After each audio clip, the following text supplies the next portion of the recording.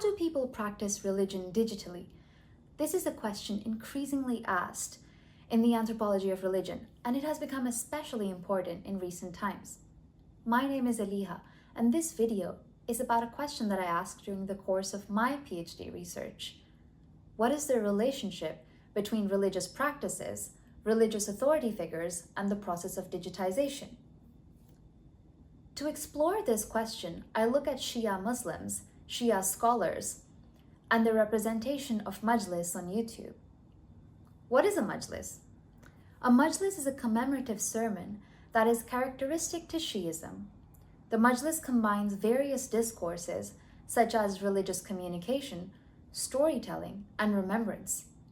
It also has elements of embodied ritual, powerful emotion, and history. For Shia people, the majalis is a place for community building, while also learning about how to mediate religious beliefs and practices in everyday life. So, what is the role of authority figures in a majalis? My focus is on the authority of the ulema, religious scholars.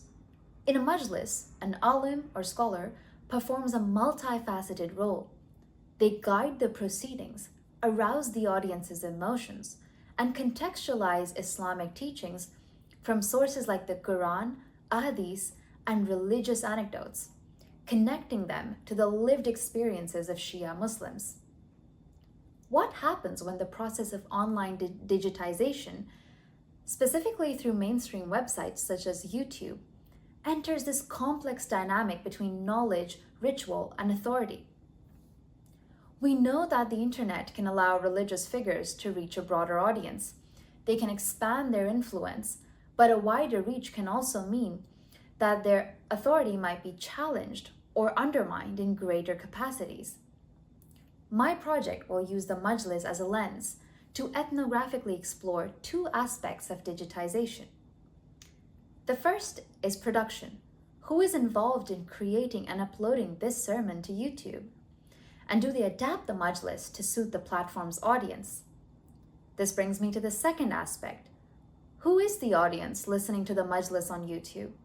How do they perceive the authorities that are involved?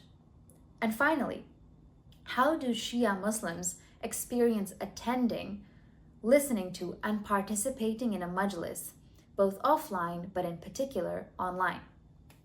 Thank you for listening.